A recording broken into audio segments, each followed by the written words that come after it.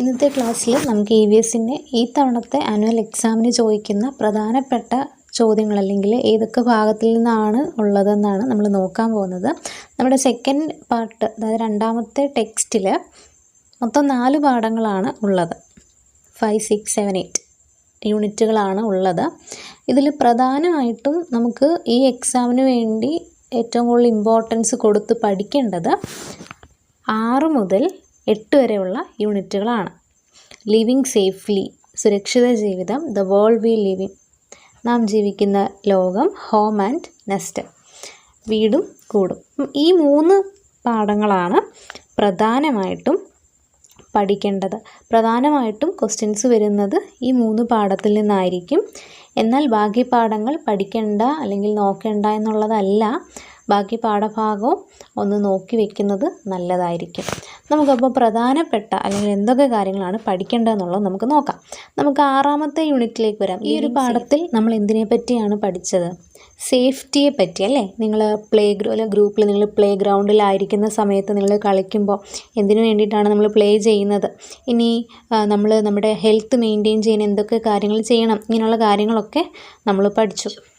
അപ്പോൾ ഒരു കാര്യം ഇതിൽ നോക്കേണ്ടത്, ഓരോ ക്ലൈമറ്റിനും യോജിച്ച ഫാബ്രിക്സ് ഏതൊക്കെയാണ് എന്നുള്ളത് നിങ്ങൾ പഠിച്ചു വയ്ക്കുക. ഇതിൽ പ്രധാനപ്പെട്ട, അതായത് കഴിഞ്ഞ എക്സാമിനൊക്കെ ആവർത്തിച്ച് ചോദിച്ചിട്ടുള്ള ഒരു ചോദ്യം എന്ന് പറയുന്നത് റോഡ് ആൻഡ് സറൗണ്ടിങ്സ് എന്ന ഭാഗത്തു നിന്നുള്ളതാണ്. അപ്പോൾ ഇവിടെ ഒരു ക്വസ്റ്റ്യൻ ഉണ്ട്, ഇതൊന്ന് നോട്ട് ചെയ്യുക. What should be taken care of when we walk along the side of the road സൈഡിലൂടെ നടക്കുമ്പോൾ നമ്മൾ എന്തൊക്കെ കാര്യങ്ങൾ ശ്രദ്ധിക്കണം? Walk along the right side, എപ്പോഴും റൈറ്റ് സൈഡിലൂടെ നടക്കാനായിട്ട് ശ്രമിക്കുക, വലതുവശത്തോടെ നടക്കാൻ ശ്രമിക്കുക. ഡോണ്ട് വാക്ക് ക്ലട്ടേർഡ്, കൂട്ടമായി നടക്കരുത്. Walk only along the footpath if it is there, footpath ഉണ്ടെങ്കിൽ അതിൽ കൂടി നടക്കുക. ബാക്കി നോട്ട്സ് നിങ്ങൾക്ക് ഉണ്ടാകും, അപ്പോൾ അതും കൂടി നോക്കുക. ഇതൊരു ഇമ്പോർട്ടൻ്റ് ആയിട്ടുള്ളൊരു പോർഷനാണ്. ഇനി ഒരു കാര്യം എപ്പോഴും പ്രത്യേകം ശ്രദ്ധിക്കുക, ഇതൊരു പക്ഷേ ട്രൂ ഓർ ഫോൾസ് ആയിട്ടോ അങ്ങനെയൊക്കെ ചോദിക്കാം. ഏത് സൈഡിലൂടെയാണ് നടക്കേണ്ടത് എന്നുള്ളത് എപ്പോഴും നമ്മൾ റോഡിലൂടെ നമ്മൾ നടക്കുന്ന സമയത്ത് ഏത് വശത്തുകൂടി വേണം നടക്കാൻ? റൈറ്റ് സൈഡിലൂടെയാണ് നടക്കുന്നത് സേഫ് ആയിട്ടുള്ളത്. വലതുവശത്തുകൂടി വേണം നടക്കാൻ, ഇടതുവശത്തുകൂടിയാണ് വാഹനങ്ങൾ പോകുന്നത്. ഇനി അടുത്ത ഒരു ഇമ്പോർട്ടൻ്റ് ആയിട്ടുള്ള ഈ ഒരു പാഠത്തിൽ നിന്ന് പലതവണ ചോദിച്ചിട്ടുള്ള മറ്റൊരു ക്വസ്റ്റ്യൻ എന്ന് പറയുന്നത് സീബ്ര ലൈൻസ്. ഈ സീബ്ര ലൈൻസ് എന്തിനു വേണ്ടിയുള്ളതാണ്? അപ്പോൾ സീബ്ര ലൈൻസ് എന്തിനു വേണ്ടിയുള്ളതാണ്? Zebra lines are for pedestrians to cross the road cross ചെയ്യുന്നതിന് വേണ്ടിയാണ് നമുക്ക് സീബ്ര ലൈൻസ് ഉള്ളത്. ഇനി നമ്മളൊരു വണ്ടിയിൽ പോകുന്ന സമയത്ത് എന്തൊക്കെ കാര്യങ്ങൾ നമ്മൾ ശ്രദ്ധിക്കണം? ഒരു കാര്യം എന്താണ് ഇവിടെ കൊടുത്തിട്ടുണ്ട്, don't put your hands or head outside the bus. അതായത് വാഹനത്തിന് പുറത്തേക്ക് നമ്മുടെ കയ്യോ കാലോ ഒന്നും ഇടാൻ പാടില്ല. ഇനി മറ്റ് കാര്യങ്ങൾ ഇവിടെ കൊടുത്തിട്ടുണ്ട്, don't leap into a moving vehicle to get on. അതായത് ഓടുന്നൊരു വണ്ടിയിലേക്ക് നമ്മൾ ചാടി കയറാനൊന്നും പാടില്ല. Get down only after the vehicle stops moving. ആ വണ്ടി നിന്നതിന് ശേഷം മാത്രമേ വണ്ടിയിൽ നിന്ന് ഇറങ്ങാൻ പാടുള്ളൂ. ഇനി അടുത്തൊരു question, what are the causes of road accidents? Road ആക്സിഡൻറ്റ്സിന് കാരണമാകുന്ന കാര്യങ്ങൾ എന്തൊക്കെയാണ്? ഓവർ സ്പീഡ്, കെയർലെസ് ഡ്രൈവിംഗ്, അമിതവേഗം, ശ്രദ്ധയില്ലാതെ വണ്ടി ഓടിക്കുന്നത്, ഡിസ്റിഗാർഡിംഗ് വാർണിംഗ് സൈൻ ബോർഡുകൾ ശ്രദ്ധിക്കാതിരിക്കുന്നത്, not paying attention to traffic signals. അപ്പോൾ ഇതൊക്കെയാണ് ആ ഭാഗത്തു നിന്നുള്ളത്. മറ്റൊരു ഇമ്പോർട്ടൻ്റ് ആയിട്ടുള്ള ഭാഗമാണ് നമ്മുടെ ട്രാഫിക് ലൈറ്റ്സ്. ഓരോ ലൈറ്റും എന്താണ് ഇൻഡിക്കേറ്റ് ചെയ്യുന്നത്? ഏതൊക്കെ കളർ ലൈറ്റാണ് ഉള്ളത്? Red, yellow, green. ഇത് ഓരോന്നും എന്താണ് ഇൻഡിക്കേറ്റ് ചെയ്യുന്നത് എന്നുള്ളത് പഠിച്ചിരിക്കണം. ഓക്കെ, ഇനി അടുത്തത് ചില സൈൻസ് ഇവിടെ കൊടുത്തിട്ടുണ്ട്. ഈ സൈൻസ് എന്താണെന്നുള്ളത് നിങ്ങൾ നോട്ടിൽ എഴുതിയിട്ടുണ്ടാവും, പഠിച്ചതാണ്. ഇതെന്തൊക്കെയാണെന്നൊന്ന് ഓർത്തു വയ്ക്കുക. ഇനി മറ്റൊരു സംഗതിയാണ് ഫസ്റ്റ് എയ്ഡ്. എന്താണ് ഫസ്റ്റ് എയ്ഡ് എന്നുള്ളത് പഠിച്ചു. ഇനി ഫസ്റ്റ് എയ്ഡിന് എന്തൊക്കെയാണ് ഒരു ഫസ്റ്റ് എയ്ഡ് ബോക്സിൽ ഉണ്ടായിരിക്കേണ്ട കാര്യങ്ങൾ, അതും കൂടി നിങ്ങളൊന്ന് നോക്കി വെക്കുക.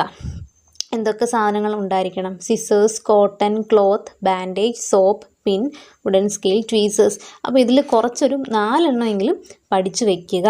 ഇതൊരു ഇമ്പോർട്ടൻ്റ് ആയിട്ടുള്ളൊരു ഭാഗമാണ്.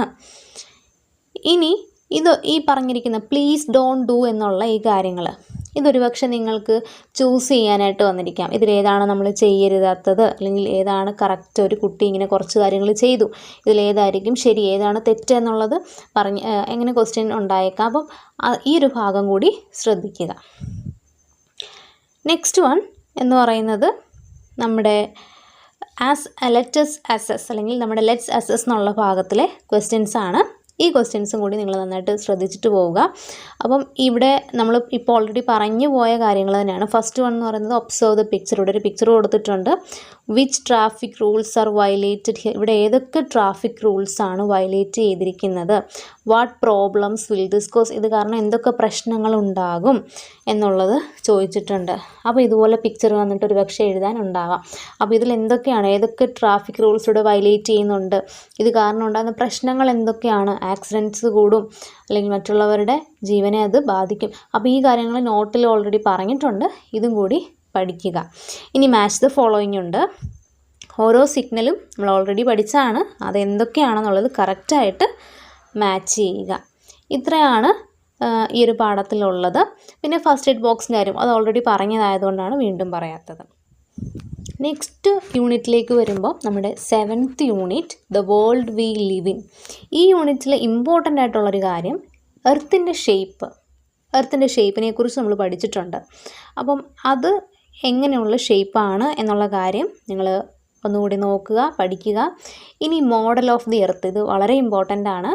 നിങ്ങൾക്ക് ഇതുപോലെ ഒരു പിക്ചർ തന്നിട്ട് ഇത് എർത്തിനൊരു മോഡലാണ്, ഇതെന്താണ് എന്ന് പേരെന്താണെന്ന് എഴുതാൻ ഒരു പക്ഷേ ചോദിച്ചേക്കാം. അപ്പോൾ എന്താണ് ഇതിൻ്റെ പേര്? ഗ്ലോബ്. അപ്പോൾ ഇത് പഠിക്കുക. ഇനി ഗ്ലോബിലെ കളേഴ്സ്, മെയിനായിട്ട് നമ്മൾ കാണുന്ന കളർ ഏതാണ്? ഏത് കളറാണ്? ബ്ലൂ കളറാണ്. ആ ബ്ലൂ കളർ എന്താണ് സൂചിപ്പിക്കുന്നത്? എന്താണ്? സീ ആണ്, കടലാണ്. അപ്പം ഏറ്റവും കൂടുതൽ മോസ്റ്റ് പാർട്ടും എന്താണ്? സീ ആണ്, വെള്ളമാണ് എന്നുള്ളതും അറിഞ്ഞിരിക്കുക. അത് ഇമ്പോർട്ടൻ്റ് ആയിട്ടുള്ള ഒരു പോർഷനാണ്.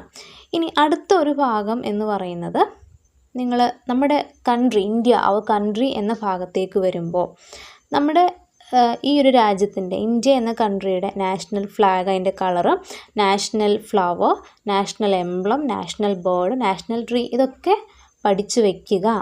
നെക്സ്റ്റ് ഇമ്പോർട്ടൻ്റ് ഭാഗം ഈ ഒരു പാഠത്തിൽ അവർ സ്റ്റേറ്റ് ആണ്. നമ്മുടെ സ്റ്റേറ്റിനെ പറ്റി അറിഞ്ഞിരിക്കുക. നമ്മുടെ സ്റ്റേറ്റിലെ ഡിസ്ട്രിക്ട്സ്, ഒരു പക്ഷേ ഈ കേരളത്തിൻ്റെ ഒരു മാപ്പ് വന്നിട്ട് ഡിസ്ട്രിക്ട്സ് മാർക്ക് ചെയ്യാനായിരിക്കും ചോദിക്കുന്നത്. അപ്പോൾ ഓരോ ഡിസ്ട്രിക്ട്സും ഏതാണെന്നുള്ളത് പഠിക്കുക, അത് കറക്റ്റായിട്ട് മാർക്ക് ചെയ്യാനും പഠിക്കുക. ഇനി ഏറ്റവും ഇമ്പോർട്ടൻ്റ് ആയിട്ട് നിങ്ങളുടെ ഡിസ്ട്രിക്റ്റ് ഏതാണ് എന്നുള്ളത് കൃത്യമായി അതിൻ്റെ സ്പെല്ലിങ് കറക്റ്റായി പഠിച്ചു വയ്ക്കുക. മറ്റൊരു ക്വസ്റ്റ്യൻ കേരള ഫോർമേഷൻ ഡേ എന്നായിരിക്കാം എന്നുള്ളതാണ്, നേരത്തെ ചോദിച്ച് കണ്ടിട്ടുണ്ട്. അപ്പോൾ അതെന്നാണ്? November 1. അതും കൃത്യമായി എഴുതി പഠിക്കുക. പിന്നെ ഒരെണ്ണം ഞാൻ പറഞ്ഞു, നിങ്ങളുടെ ഡിസ്ട്രിക്റ്റിൻ്റെ പേര്, അതും പഠിച്ചു വയ്ക്കുക. ഇത്രയാണ് ഈ ഒരു പാഠത്തിൽ ഇമ്പോർട്ടൻ്റ് ആയിട്ടുള്ള കുറച്ച് ക്വസ്റ്റ്യൻസ്. അപ്പം ഒന്ന് പറഞ്ഞു ഗ്ലോബാണ്, നമ്മുടെ എർത്തിനെ പറ്റി, ഗ്ലോബിൻ്റെ പ്രത്യേകതകൾ അത് പഠിക്കണം. ഇനി നമ്മുടെ കൺട്രി, അതിൻ്റെ പ്രത്യേകതകൾ കുറച്ച് കാര്യങ്ങൾ പറഞ്ഞിട്ടുണ്ട്, അത് ഇമ്പോർട്ടൻ്റ് ആയിട്ട് പഠിക്കണം. ഇനി നമ്മുടെ സ്റ്റേറ്റ്, ഏതൊക്കെ ഡിസ്ട്രിക്ട്സ് ആണ്, നിങ്ങളുടെ ഡിസ്ട്രിക്റ്റ് ഏതാണ്, ഈ കാര്യങ്ങളും ഇമ്പോർട്ടൻ്റ് ആയിട്ട് പഠിച്ചു വയ്ക്കുക. കേരള ഫോർമേഷൻ ഡേ എന്നാന്നുള്ളതും പഠിച്ചു വയ്ക്കുക. ഇത്രയാണ് ഈ ഒരു പാഠത്തിൽ നിന്ന് ഇമ്പോർട്ടൻ്റ് ആയിട്ട് പഠിക്കാനുള്ളത്. പിന്നെ ഒരു കാര്യം കൂടി പറയാനുള്ളത്, മുമ്പ് ഉണ്ടായിരുന്ന ക്വസ്റ്റ്യൻസിലൊക്കെ കണ്ടിട്ടുണ്ട്, കേരളത്തിലെ പ്രധാനപ്പെട്ട ടൂറിസ്റ്റ് അട്രാക്ഷൻസ് ഏതൊക്കെയാണെന്ന് കാണിച്ചിട്ട് അതിൻ്റെ പിക്ചർ തന്നിട്ട് അത് എവിടെയാണെന്ന് ലൊക്കേറ്റ് ചെയ്യാനുള്ളൊരു ഇതുണ്ടായിരുന്നു. നമ്മുടെ ഈ എക്സ്റ്റെൻഡ് ആക്ടിവിറ്റീസിൽ അങ്ങനെ ഒരു ആൽബം ഉണ്ടാക്കാനായിട്ട് പറഞ്ഞിട്ടുണ്ട്. അപ്പോൾ നിങ്ങൾക്ക് സ്കൂളിൽ ഒരു പക്ഷേ ഇത് ചെയ്യിപ്പിച്ച് കാണും, ഇതിൻ്റെ ആക്ടിവിറ്റീസ് ചെയ്യിപ്പിച്ച് കാണും, അതും കൂടി ഒന്ന് നോക്കി വയ്ക്കുക. നെക്സ്റ്റ് നമ്മുടെ last unit 8 home and nest. ഇതിൽ നിന്നും നമ്മൾ ലാസ്റ്റ് പഠിച്ച യൂണിറ്റാണ്, എല്ലാവർക്കും ഓർമ്മയിൽ കാണും. ഇമ്പോർട്ടൻ്റ് ആയിട്ടുള്ള ഒരു സംഗതി എന്ന് പറയുന്നത് ഓരോ ക്രീച്ചേഴ്സും അതിൻ്റെ നെസ്റ്റ് ഉണ്ടാക്കാൻ ഉപയോഗിക്കുന്ന കാര്യങ്ങളും, ഇത് ഇമ്പോർട്ടൻ്റ് ആയിട്ടുള്ള ഒന്നാണ്. ഇതൊന്ന് നോക്കി വയ്ക്കുക. പിന്നെ അതുപോലെ ഒരു പക്ഷേ അതും ഇനി ഇതും, അതായത് മാച്ച് ദ ഫോളോയിങ്ങും, രണ്ടും ഏകദേശം പഠിച്ചു കഴിഞ്ഞാൽ നിങ്ങൾക്ക് ഈ മാച്ച് ദ ഫോളോയിങ് ചോദിച്ചാലും അതല്ലാതെ ഇതുപോലെ ബോക്സ് കംപ്ലീറ്റ് ചെയ്യാൻ ചോദിച്ചാലും എഴുതാൻ പറ്റും. ഓരോ ജീവികളും അതിൻ്റെ കൂടെ ഉണ്ടാക്കുന്നത് എങ്ങനെയാണ്, എന്ത് വസ്തു ഉപയോഗിച്ചാണ്, അല്ലെങ്കിൽ എങ്ങനെയാണെന്നുള്ളത് എഴുതാൻ പറ്റും. ഈ മാച്ച് ദ ഫോളോയിങ്ങും ചെയ്യാൻ പറ്റും. നെക്സ്റ്റ് ഇമ്പോർട്ടൻ്റ് ആയിട്ടുള്ളൊരു ക്വസ്റ്റ്യൻ നേരത്തെ ചോദിച്ച് കണ്ടിട്ടുള്ളത് ഇതുപോലെ കുറച്ച് ഡിഫറെൻറ്റ് ടൈപ്സ് ഓഫ് കൺസ്ട്രക്റ്റഡ് വീടുകൾ ഇങ്ങനെ തന്നിട്ട് അല്ലെങ്കിൽ കൺസ്ട്രക്ഷൻസ് കാണിച്ചിട്ട് ഇതിലേതൊക്കെ മെറ്റീരിയൽസ് ആണ് ഉപയോഗിച്ചിട്ടുള്ളത് എന്നുള്ളത്, ഒരുപക്ഷെ ഇതിലേതെങ്കിലും 2 പിക്ചർ വല്ലതും കാണിക്കത്തുള്ളായിരിക്കും. അപ്പോൾ ഇതിലേതൊക്കെ മെറ്റീരിയൽസ് ഉപയോഗിച്ചിട്ടുണ്ട് എന്നുള്ളൊരു ക്വസ്റ്റ്യൻ മുമ്പ് ചോദിച്ചിട്ടുണ്ട്. ഇനി നെക്സ്റ്റ് വൺ എന്ന് പറയുന്നത് ഇതിൽ ഈ ഒരു പിക്ചർ നിങ്ങൾ ഓർക്കുന്നുണ്ടാകും, ഇതും ചോദിക്കാൻ സാധ്യതയുള്ള ഒരെണ്ണമാണ്. അതായത് ഇഗ്ലുവോ അല്ലെങ്കിൽ അപ്പാർട്ട്മെൻറ്റ്, ഇതിലേതെങ്കിലും ഒരെണ്ണം 2 എണ്ണമോ 3 എണ്ണമോ ഒക്കെ കാണിച്ചിട്ട് ഒരുപക്ഷെ നിങ്ങൾക്കിതിൽ ഏറ്റവും ഇഷ്ടപ്പെട്ടത് ഏതാണ് എന്ന് ചോദിച്ചേക്കാം. അല്ലെങ്കിൽ ഈ തന്നിരിക്കുന്ന പിക്ചറിലുള്ളത് ഏതൊക്കെയാണെന്ന് പേരെഴുതാനും അതിൻ്റെ പ്രത്യേകതകൾ ഫീച്ചേഴ്സ് എഴുതാനും ചോദിച്ചേക്കാം. ഇതിൻ്റെ നോട്ടൊക്കെ നമ്മൾ പഠിച്ചിട്ടുണ്ട്. ഈ നോട്ട് നോക്കിയിട്ട് വേണം എക്സാമിന് പോകാനായിട്ട്. പിന്നെ അടുത്തൊരു ക്വസ്റ്റ്യൻ എന്ന് പറയുന്നത് നമ്മുടെ ലെറ്റ്സ് അസസ്സിലുള്ള ഈ ഒരു ബോക്സ്, ഒരുപക്ഷെ ക്രീച്ചേഴ്സിൻ്റെ പേര് തന്നിട്ട് അല്ലെങ്കിൽ പിക്ചർ തന്നിട്ട് ഇതിനെ കറക്റ്റായിട്ട് തരംതിരിച്ച് എഴുതാൻ ചോദിച്ചേക്കാം. ഏതൊക്കെയാണ് നെസ്റ്റ് ഉണ്ടാക്കി എഗ്ഗ് ഇടാൻ അല്ലെങ്കിൽ ഹാച്ച് ചെയ്യാൻ ഉള്ളത്, ഇനി ഏതൊക്കെയാണ് സ്വന്തമായിട്ട് ഇത് കുഴിച്ചുകൂടുണ്ടാക്കുന്നത്, അല്ലെങ്കിൽ മറ്റുള്ളവരുടെ കൂടിനെ ആശ്രയിക്കുന്നത് ആരൊക്കെയാണ് എന്നുള്ളത് ഇതുപോലെ പിക്ചർ തന്നിട്ടോ, അല്ലെങ്കിൽ നമ്മുടെ നോട്ടിൽ ഓൾറെഡി ഇത് കൊടുത്തിട്ടുണ്ട്, പിക്ചർ തരാനോ അല്ലെങ്കിൽ നെയിംസ് തന്നിട്ട് എഴുതാൻ വേണ്ടിയിട്ട് ഒരു പക്ഷേ ചോദിച്ചേക്കാം. അപ്പം അതും ഒന്ന് പഠിച്ചു വയ്ക്കുക. പിന്നെ ഒരെണ്ണം നമ്മൾ ഓൾറെഡി പറഞ്ഞു, ഓരോന്നിനും ആവശ്യമായിട്ടുള്ള മെറ്റീരിയൽസ് ഏതാണ് എന്നുള്ളത്, foundation work, wood work, building, wall, plastering, ഇതിനൊക്കെ ആവശ്യമായിട്ടുള്ള മെറ്റീരിയൽസ് ഏതൊക്കെയാണെന്നുള്ളത് അറിഞ്ഞു വയ്ക്കുക. അപ്പം ഒന്നുകൂടി പറയാം, ഈ ഒരു പാഠത്തിൽ നിന്ന് വരുന്നത്, ഒന്ന് നമ്മൾ ആദ്യം പറഞ്ഞതുപോലെ ഓരോ ക്രീച്ചേഴ്സും അതിൻ്റെ നെസ്റ്റും എങ്ങനെയാണ് ഏതൊക്കെയാണ് എന്നുള്ളത് പഠിച്ചു വയ്ക്കുക. ഇനി ഡിഫറെൻറ്റ് ടൈപ്സ് ഓഫ് കൺസ്ട്രക്ഷൻ, അതിൻ്റെ മെറ്റീരിയൽസ് ഏതൊക്കെയാണ്, ഓരോ വീടുകളും പലതരത്തിലുള്ള വീടുകളുണ്ട്, ഓരോന്നും നിർമ്മിക്കാൻ ആവശ്യമായ വസ്തുക്കൾ എന്തൊക്കെയാണെന്നുള്ളത് പഠിക്കുക. ഇനി ഇഗ്ലൂ, അപ്പാർട്ട്മെൻറ്റ്, അതുപോലെ ഗ്ലാസ് ഹൗസ്, ഇതിനെക്കുറിച്ചൊക്കെ നമ്മൾ പഠിച്ചു.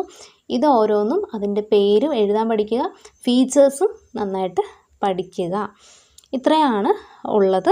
അപ്പം ഇത്രയും കാര്യങ്ങൾ നിങ്ങൾ ഇമ്പോർട്ടൻ്റ് ആയിട്ട് പഠിക്കുക. ഇനി ഇതിന് മുമ്പുള്ള പാഠങ്ങൾ, അതായത് ഇപ്പോൾ നമ്മൾ പറഞ്ഞത് ലാസ്റ്റുള്ള 3 പാഠങ്ങളുടെ കാര്യമേ പറഞ്ഞുള്ളൂ. ഇതിന് മുമ്പുണ്ടായിരുന്ന പാഠങ്ങളുണ്ട്, അത് ഓൾറെഡി എക്സാമിന് വന്നതാണ്, നമ്മൾ റിവിഷൻ ചെയ്തതാണ്, അതുകൊണ്ട് അത് ഇതിൽ പറയുന്നില്ല. നിങ്ങൾ അതും കൂടി ഒന്ന് നോക്കിയിട്ട് പോവുക. അപ്പോൾ എല്ലാവർക്കും എക്സാം നന്നായിട്ട് എഴുതാൻ കഴിയട്ടെ എന്ന് പറയുന്നു. All the best. Thank you.